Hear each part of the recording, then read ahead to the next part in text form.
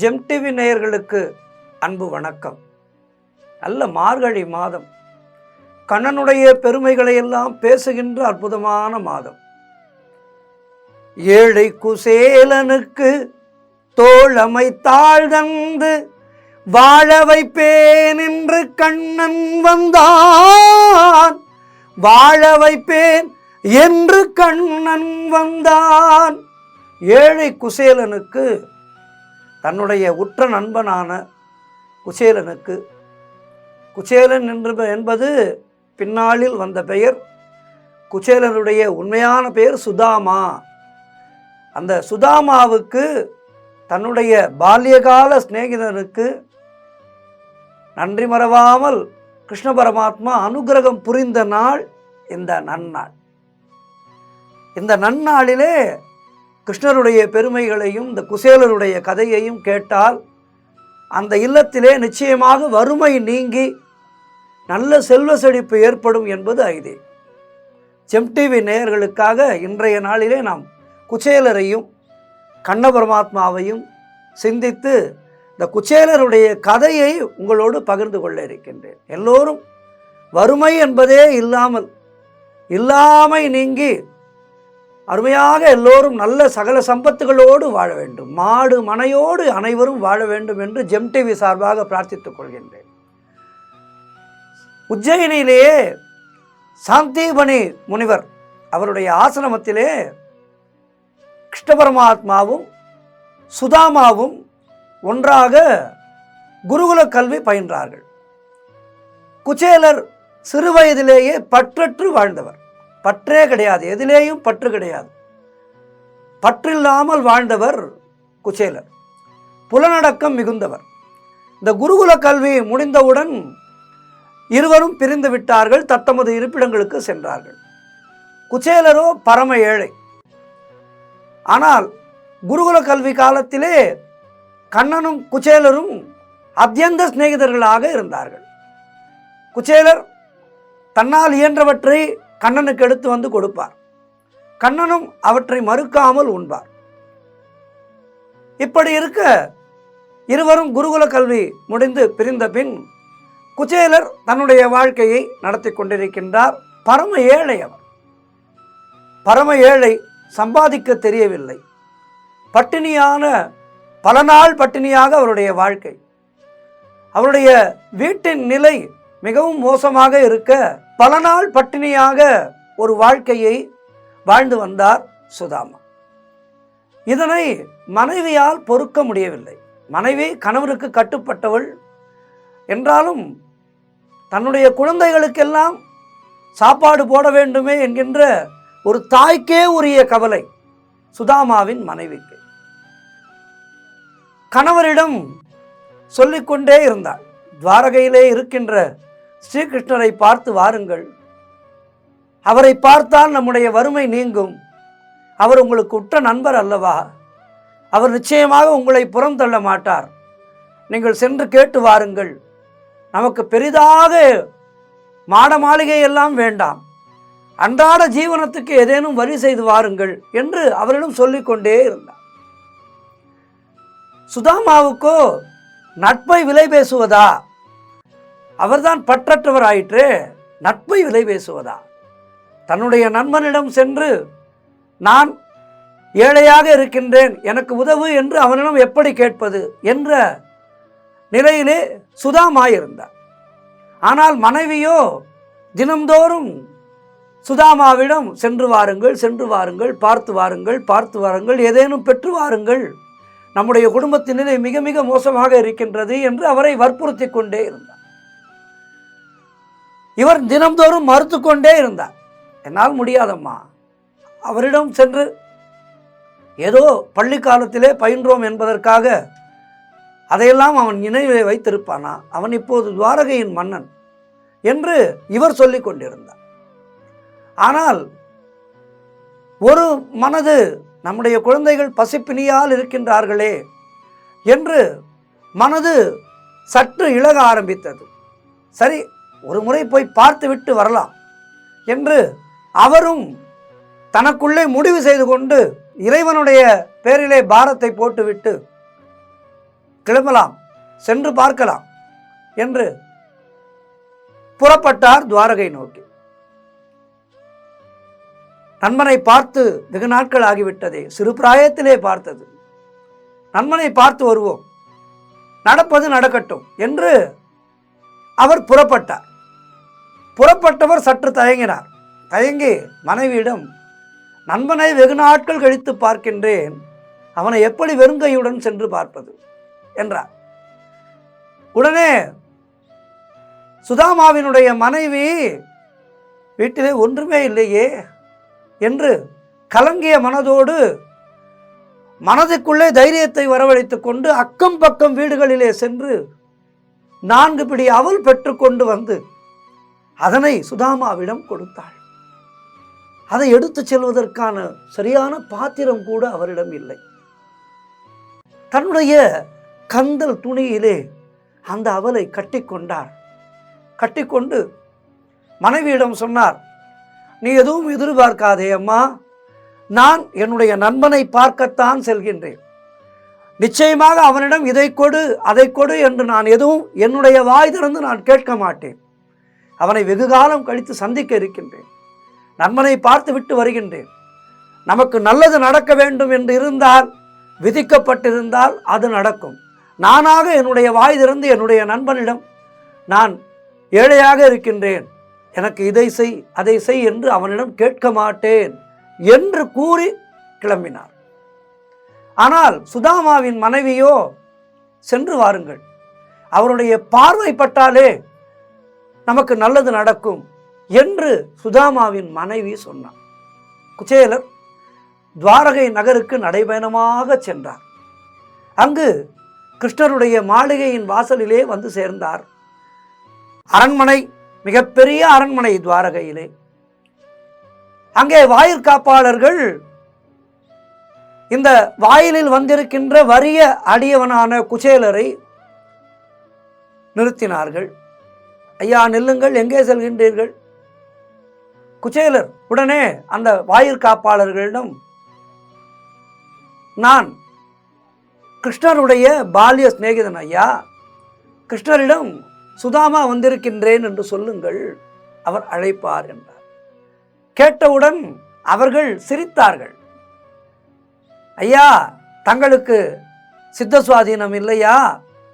மருத்துவரிடம் செல்லுங்கள், இங்கு வராதீர்கள் என்றார்கள்.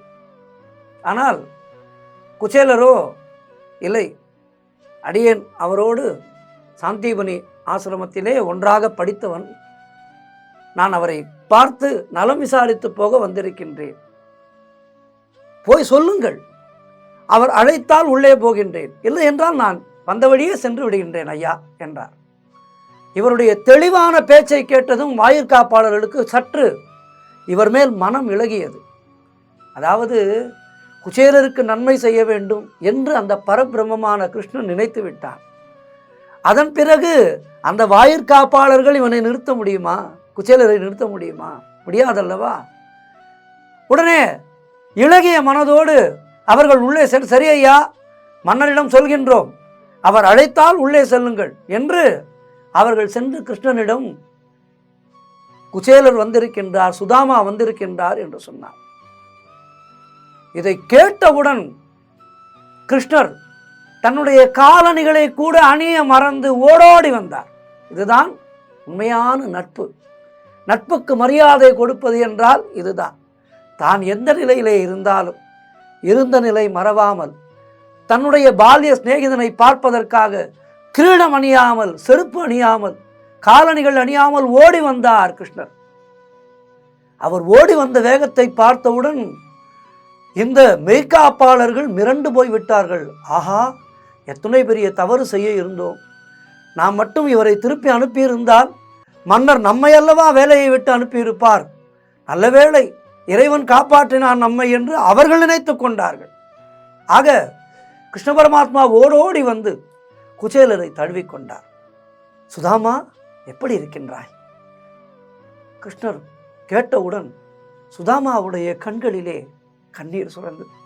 ஆஹா, எத்துணை அருமையான நண்பனை நாம் பெற்றிருக்கின்றோம், எவ்வளவு ஒரு சௌஜன்யமாக நம்மை விசாரிக்கின்றான், இவன் இருக்கின்ற நிலை என்ன, நாம் இருக்கின்ற நிலை என்ன? ஆனால் அந்த நிலையை எல்லாம் மறந்து நமக்காக வாயிற் வரை ஓடி வருகின்றானே கண்ணன் என்று சுதாமா நாட்டெழுத்தாள். கண்ணா, நான் நன்றாக இருக்கின்றேன், நீ எப்படி அப்பா இருக்கின்றாய் என்றார். கண்ணனுடைய கண்களிலேயும் தாரை தாரையாக கண்ணீர். வா, உள்ளே செல்லலாம் என்று அவரை அழைத்துச் சென்றார். அரண்மனையிலே இருந்த அத்துணை பேரும் இவர்கள் இருவரும் செல்வதை பார்த்தவுடன் பிரமிப்போடு பார்த்து கொண்டிருந்தார்கள். உள்ளே அழைத்துச் சென்றார். ஆசனத்திலே அமர வைத்து அவரது உடலிலே சந்தனம் பூசி நெற்றியிலே கஸ்தூரி குங்குமம் இட்டார். வா சுதாமா, நீ வந்ததால் என்னுடைய அரண்மனைக்கே ஒரு அருமையான வெளிச்சம் கிடைத்தது என்றார். எப்படிப்பட்ட வார்த்தை! கிருஷ்ணர் சொல்கின்றார் குச்சேலரை பார்த்து, அங்கே அமர்ந்திருப்பது அவரே ஒரு தெய்வம். ஆனால் அந்த தெய்வம் தன்னுடைய நண்பனை பார்த்து சொல்கின்றது, நீ வந்ததால் இந்த அரண்மனையே வெளிச்சமானது என்று. உடனே தூபம் தெய்தீபம் காட்டி பூஜை செய்தார். சிறப்பான விருந்து அளித்தார். தாம்பூலம் வழங்கினார்.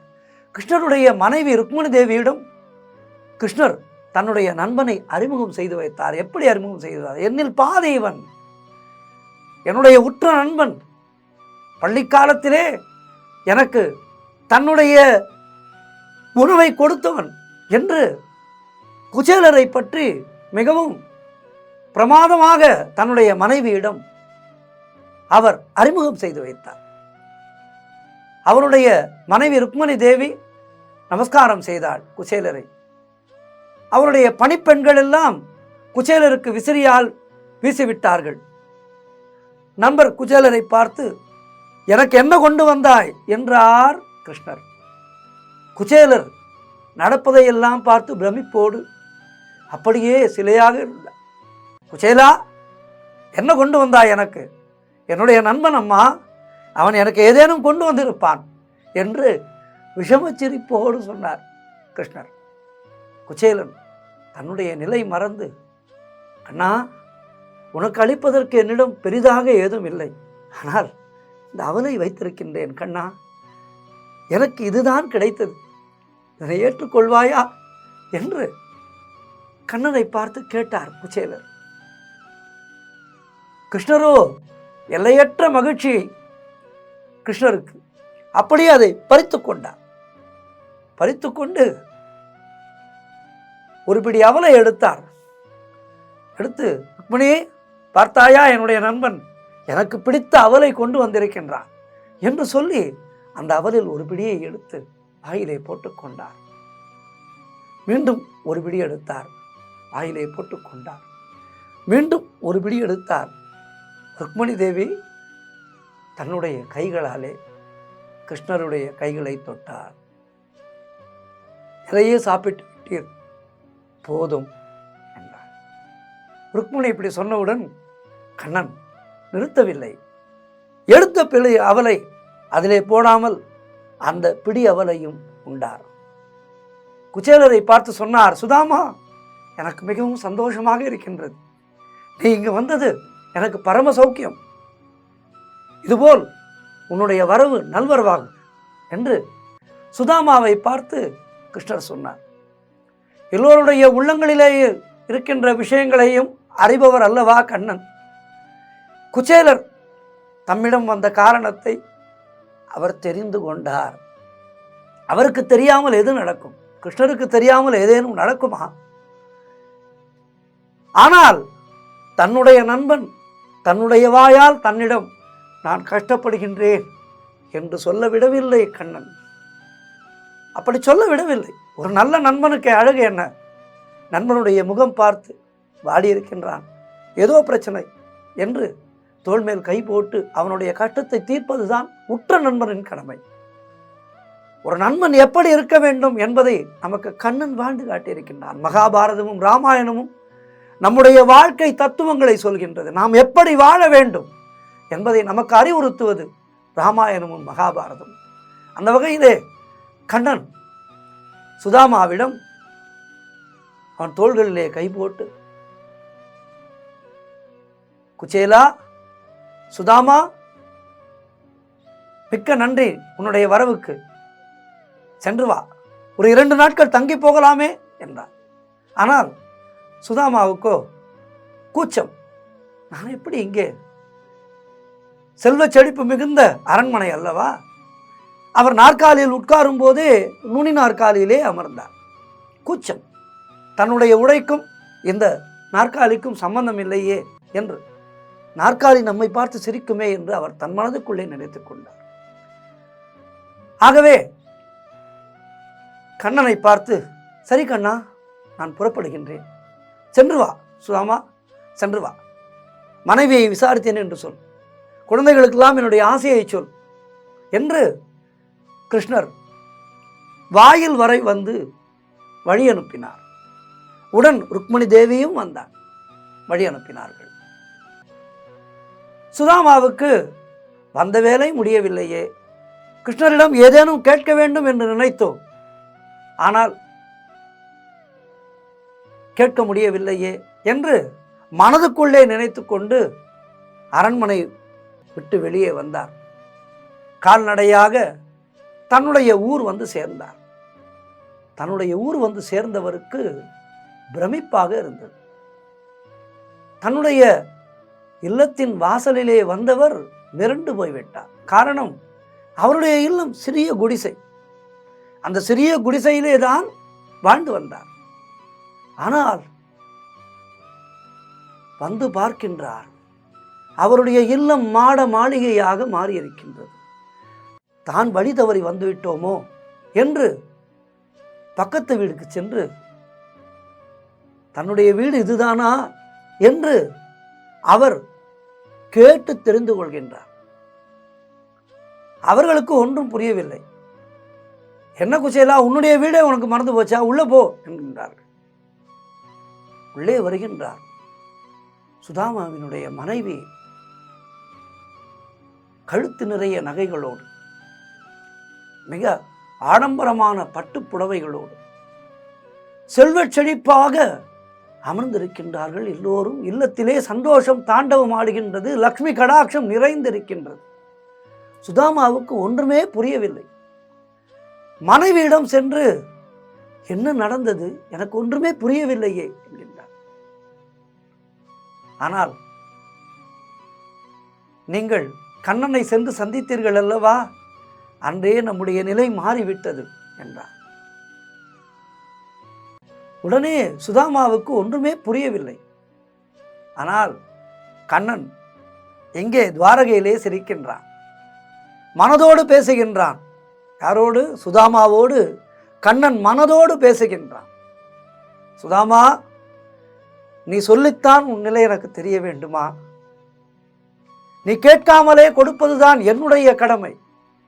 ஆகவே நீ கேட்காமலே உனக்கு எல்லாம் கொடுத்து விட்டேன் என்று, நீ எனக்கு அன்புடன் கொடுத்த அவள் என்னை மிகவும் மகிழச் செய்தது என்று கூறிக்கொண்டே ஆங்காங்கே சிதறிய அவளை பொறுக்கி எடுத்து கிருஷ்ணர் வாயிலை போட்டு சுவைக்க ஆரம்பித்தார். பக்தன் அன்போடு கொண்டு வந்த காணிக்கையை இவ்விதம் சாப்பிட்டு கிருஷ்ணர் தன்னுடைய ஒப்பற்ற அன்பை பக்தனிடம் காட்டினார். இதற்கிடையிலே அரண்மனையிலே தங்கியிருந்த போது குச்சேலருக்கு தான் என்னென்ன செய்ய வேண்டுமோ அத்தனையையும் செய்து விட்டார். அவையெல்லாம் குச்சேலர் அறியாதது. குச்சேலருக்கு பிரமிப்பு வந்து பார்த்தவுடன் தன்னுடைய வாழ்க்கை நிறையே மாறிவிட்டதே என்று கிருஷ்ணரை கைகூப்பி வணங்கினார். கிருஷ்ணா, எனக்கு எப்படிப்பட்ட ஒரு பாக்கியத்தை அளித்து விட்டாய் நீ. அவருடைய கண்கள் கரைந்தது. ஆனால் குச்சேலர் மிகப்பெரிய செல்வந்தர் ஆனாலும் தன்னுடைய நிலையை மாற்றிக்கொள்ளவில்லை. அவர் இறுதி வரை தான் எப்படி முன்பிருந்தாரோ அதேபோல் பற்றற்ற நிலையோடே வாழ்ந்து வந்தார். கிருஷ்ணரின் பேரிலே அவருக்கு பாசத்தோடு பக்தி பெருகியது. ஆக கிருஷ்ண பரமாத்மா, நான் பல நிகழ்ச்சிகளிலே சொல்லி இருக்கின்றேன், எப்படி ஒரு துளசி தளத்தை பக்தியோடு அளித்தாலே ஏற்றுக்கொள்கின்றானோ அதுபோல நம்முடைய வாழ்க்கையிலே நமக்கு பல துன்பங்கள், அதுவும் இந்த கலிகாலத்திலே நாம் பல துன்ப பயப்படுகின்றோம். என்றாலும் இந்த துன்பங்களுக்கு இடையிலே அந்த கண்ணனை நினைத்து ஒருவேளை, ஒருவேளை, ஒரு நிமிடம் கண்ணா என்னை காப்பாற்று என்றால் நிச்சயமாக நாம் உண்மையான பக்தியோடு அவனை வணங்கினால் நமக்கு எப்படிப்பட்ட கஷ்டம் வந்தாலும் அதனை நிவர்த்தி செய்வான் கண்ணன். வாழ்நாளெல்லாம் கவியரசர் கண்ணதாசன் அவர்கள் கண்ணா கண்ணா கண்ணா என்றே உருகினார். அவர் சொல்லியிருக்கின்றார், எனக்கு வருகின்ற மருத்துவருடைய பெயர் கூட கண்ணன் என்றுதான் வருகின்றது என்று தன்னுடைய அர்த்தமுள்ள இந்து மதத்திலே சொல்லியிருப்பார். ஆக கண்ணனின் பேர் தீராத பக்தியோடு இருந்தால் கண்ணன் நம்மை வறுமையில் விடமாட்டான். நிச்சயமாக நமக்கு எல்லா வளமும் நலமும் தந்து நல்ல ஆரோக்கியம் தந்து இந்த பூமியிலே நாம் வாழ்கின்ற வரை நல்ல வாழ்க்கையை நிச்சயமாக தருவான். குச்சேலருடைய வாழ்க்கை நமக்கெல்லாம் ஒரு பாடம். ஆகவே இந்த குச்சேலருடைய சரித்திரத்தை இன்றைய நாளிலே கேட்டு மகிழ்ந்தோம். குச்சேலருடைய பக்தியை போல் அவர் போல் பற்றற்று வாழ்ந்து இறைவனுடைய திருவடியை பற்றி கொண்டால் நமக்கு துன்பம் என்பதே நேராது. ஹரே கிருஷ்ணா, ஹரே கிருஷ்ணா, ஹரே கிருஷ்ணா.